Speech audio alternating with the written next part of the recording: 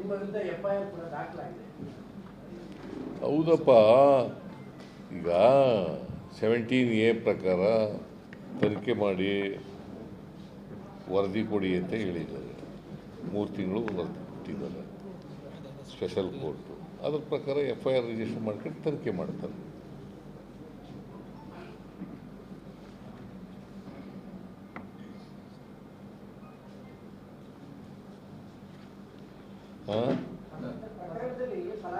ಈಗ ಈ ನಿರ್ಮಲಾ ಸೀತಾರಾಮನ್ ಮೇಲೂ FIR ಹಾಕೋರು.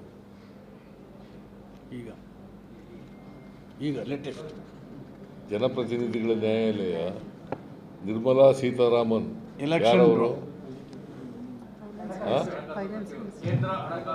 ಮತ್ತೆ ಅವ್ರ ಮೇಲೂ FIR ಹಾಕೋರು. ಚುನಾವಣಾ ಬಾಂಡ್ ಮೂಲಕ ಹಣ ಸಂಗ್ರಹ ಮಾಡೋದ್ರ ಕುರಿತು ಚುನಾವಣಾ ಬಾಂಡ್ ಮೂಲಕ ಸುಲಿಗೆ ಮಾಡ್ತಿದ್ರಲ್ಲ, ಅದ್ರ ಮೇಲೂ FIR ಹಾಕೋರು. ಈಗ ಇವತ್ತು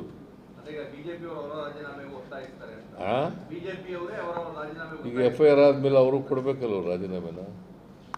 ಬೆಳಿಗ್ಗೆ ಕೇಳಿ ರಾಜೀನಾಮೆ ಕೊಟ್ಬಿಡು ಅಂತ ಕೇಳ್ತಾರೆ. ಬೆಳಿಗ್ಗೆ ನಾನು ಹೇಳಿದ್ದೆ ಇದನ್ನು ನಿಮಗೆ, ಬೆಳಿಗ್ಗೆ ಈ ವಿಷಯನ ಹೇಳಿದ್ದೆ ನಿಮಗೆ. ಈಗ ನನ್ನ ಕೇಸ್ನಲ್ಲಿ, ನಮ್ಮ ಕೇಸ್ನಲ್ಲಿ ಲೋಯರ್ ಕೋರ್ಟ್ನವರು ತೀರ್ಮಾನ ತಗೊಂಡಿದ್ದಾರೆ. ಸ್ಪೆಷಲ್ ಕೋರ್ಟ್ನವರು ಈ ರಾಷ್ಟ್ರಪತಿ ಅಲ್ಲ, ಇವರು ರಾಜ್ಯಪಾಲರು 17A ಎಂಕ್ವೈರಿ ಮಾಡಿ ರಿಪೋರ್ಟ್ ಕೊಡಿ ಅಂತ ಹೇಳಿದ್ದಾರೆ. ಅದರ ಆಧಾರದ ಮೇಲೆ ಕೆಳಗಡೆ ಇಲ್ಲಿ ಕಂಪ್ಲೇಂಟ್ ಹಾಕಿದ್ರಲ್ಲ, ಅವರು 3 ತಿಂಗಳಲ್ಲಿ ರಿಪೋರ್ಟ್ ಕೊಡಿ, ತನಿಖೆ ಮಾಡಿ ರಿಪೋರ್ಟ್ ಕೊಡಿ ಅಂತ ಹೇಳಿದ್ದಾರೆ.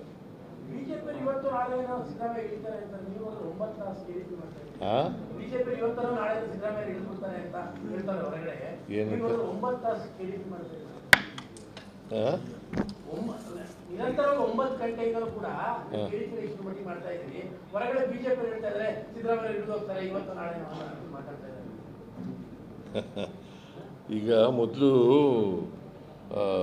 ಕುಮಾರಸ್ವಾಮಿನ ಇವ್ರ ಮೇಲೆ ರಾಜೀನಾಮೆ ಕೊಡಿಸ್ಲಿ, ಆಮೇಲೆ ನೋಡೋಣ. ಇದರಿಂದ ಇವರು ಕೊಡಬೇಕು.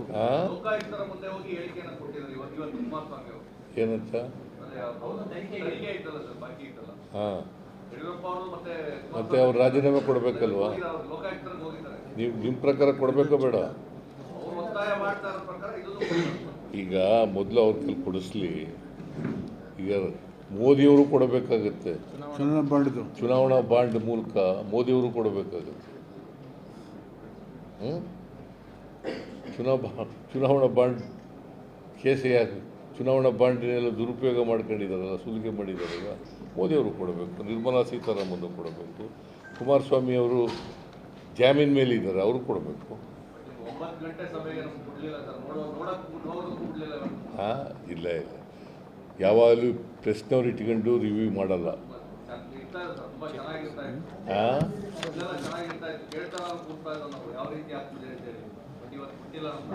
Thank you. ರಮಣ ಬರಬೇಕಾಗಿತ್ತು. Thank you.